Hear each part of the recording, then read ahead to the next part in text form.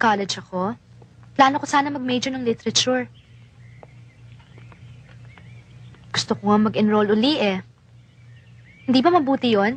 Meron na akong magagawa imbis na maghapon akong nagmumukmuk sa bahay. Sarap naman ang problema mo. Wala kang magawa. Eh di ba, sinabi ko sa'yo noon magtatrabaho ako, ikaw itong tumututol. Gusto mo lang ata makipagsosyalan sa mga lalaki eh. Ano ka ba naman, Arnold? Lahat na lang ng lalaki pinagsesilosan mo. Pati yung matanda doon sa panaderya. Wala ka bang tiwala sa akin? Hirap sa'yo eh. Ikaw lang parating iniisip mo. Nalipat ako sa graveyard shift. Alas 6 ng gabi hanggang alas 4 ng umaga. Ano? Eh, paano nangyari yun? Paano pa? Di na-assign. Eh, hindi ba pwedeng magpaan? Alam ba gusto ko rin mangyari yun? Maghapon ako sa eskwelahan, magdamag ako sa trabaho. Iiwanan mo ako mag-isa Hindi sa doon ka bahay matulog sa kagabi? may labi ng hotel. Bantayan mo ako. Shit.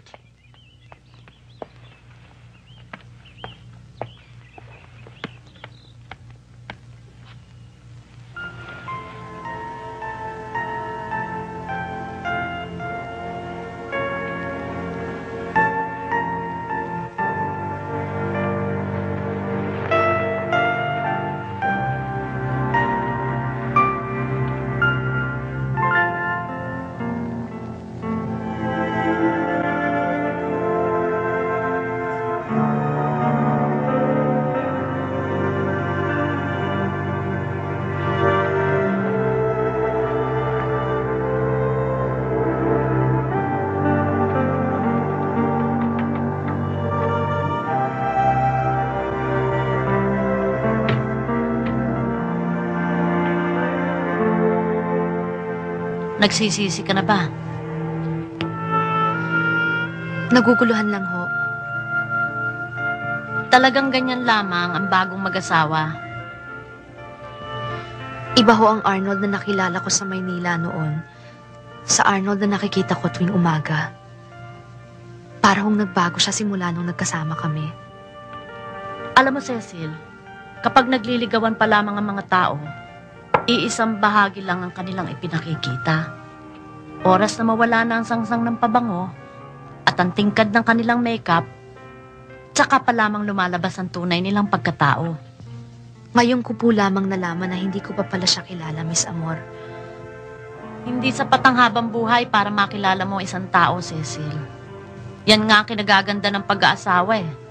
Yung ba sa tuwing umaga, meron ka natututunang bago tungkol sa kanya. Ngayon, paggising mo sa umaga, nakita mong gusot-gusot ang kanyang buhok. Hindi pa nakapagsisipilyo ng ngipin. May muta pa ang mata. Butas-butas ang kanyang suot na kabiseta. At sa kabila nun, mahal mo pa rin siya. Huwag ka matakot. Tatagal kayo. Kailangan pala ma-in-love kayo uli, Miss Amor. Sayang naman ang inyong kalooban. Bakit sayang? Sino naman may sabing inaksay ako na ang aking pagmamahal? Eto pa rin ang aking mga halaman. Kay lulusog, ang gaganda ng aking mga bulaklak. Di ba? Sapat na ba ho yun, Miss Amor? Alam mo, Cecil, pag marami ka masyadong hinihiling sa buhay, mas nalalapit ka sa pagkabigo. Mabuti na itong, alam mo na lang na marunong ka magmahal.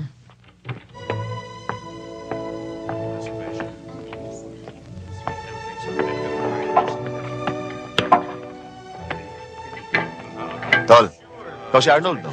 Ah, Charlie, pare. hi Charlie. Gusto mo bang magka-quick bread dito? Ha? Simple ka, pare. Okay ka. Kagabi pa kita pinagmamasdan, eh. Linawin mo pare.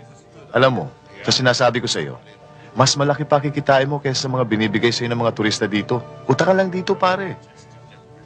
Interesado ka ba? Depende. Depende saan? Sa halaga o sa gawa? Yun na rin yun. Pare, walang sabit ito. Marami na kaming gumagawa ng ganyan dito. Walang kasabit-sabit. Mag-isip ka, pare. Excuse me, ah.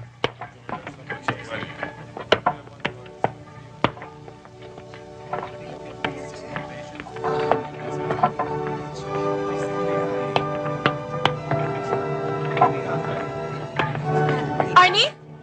Arnie, wait! Hey guys, do you believe believe this? Bagay pala sa'yo, Arnold, na naka-uniform ah. Tayo na, Karen. Ni-store mo yung tao eh. Kamusta na, Arnold? Okay lang. I tell you, Arnie, kailangan suotin mo yan sa school. You'll drive all the girls crazy. Bagay pala sa'yo all beige. Wanna join us? No thanks. Kayo na lang. Sige, see you around ah. Let's go, guys.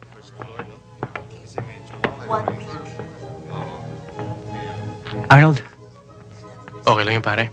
sige pare. Alalay ka lang ha. Sige. Sige. Thank you.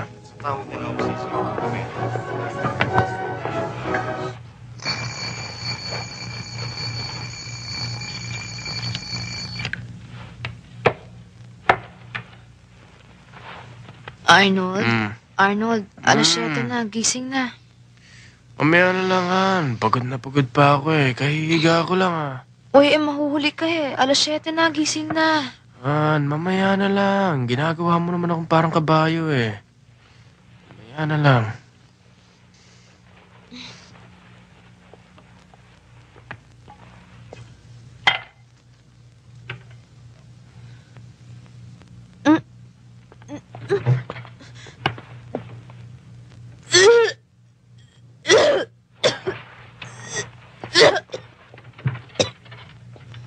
O bakit? Ano nangyari? Wala.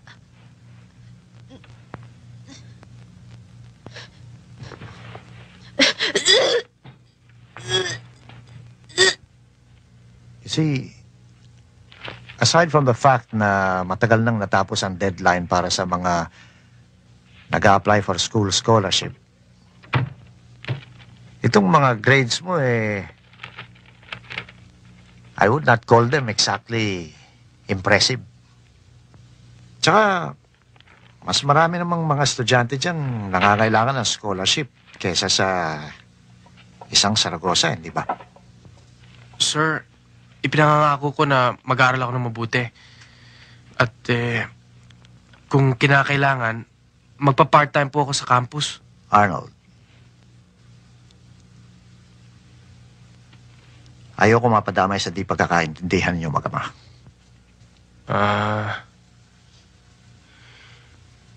Ganun ho ba? Yan naman hindi mo may aalis sa lahat ng pamilya. Alam mo naman, matanda ng father mo. Medyo sensitive. Ikaw nang bahala magpakumbaba. Pakisabi sa aking sensitive na ama.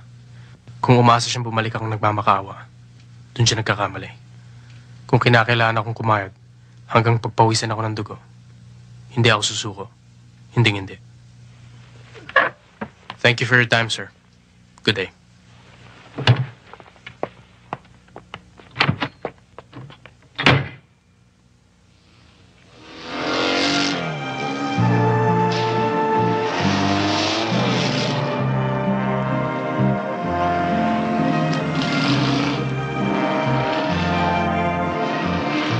Siguro, Ses, kapag namatay ang airpot ko, hindi ako iiyak. Huwag mong sabihin yan. Totoo naman eh. Wala nang ginawa ang daddy ko, kundi bigyan ng sakit ng ulo ang mami. Kahit nung maliit ako, lagi na lamang ako sinisita. Kahit na anong gawin ko, hindi siya makontento. Alam ba minsan, nahinampas ako ng sinturon? Tanong mo sa akin kung bakit. Bakit? Paano? Nabalitaan niyang number 2 lang ako sa honor roll.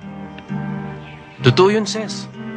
Kaya nga, takot na takot ako tuwing lalabas ang honor roll sa eskwelahan eh. Hanggang dumating ako sa high school. Nagwala na ako talaga. Tuwing makikita niya ang mga red marks ko, halos nagiging kulay kamatis na ang mukha niya sa galit. Lalong gumaga ng kalooban ko. Masama yan, Arnold. Oo na, huwag mo na akong pangaralan tungkol sa 4th commandment. Bakit? Hindi rin naman ideal father ang airpot mo ah. Paano kung ganyan rin ang pagtingin sa iyo ng magiging anak natin? Sa tingin mo ba hindi ako masasaktan? Akala mo ba Iba naman matutuwa ako.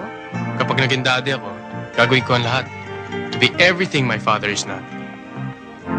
Hindi pa rin maganda yon. Kung ano ka man ngayon, dahil rin yun sa iyong daddy. Ba't sa atin napunta ang usapan? Dahil, magiging daddy ka na rin. Ha? Oh, bakit parang nakakita ka ng multo? Hindi ka nagbibiro? Sino ba sa ating dalawa ang unang makakaalam niyan kung hindi yung manganganak? Wow! Sis! Wow! Aba Arnold, wala ka na pang ibang masasabi kundi wow? Yan lang? Wow! Wow! Makakanak na! Makakanak na, miss ko! Magkakanak na ako! Wow! Wow! Ah! Mang Ben! Mang Ben?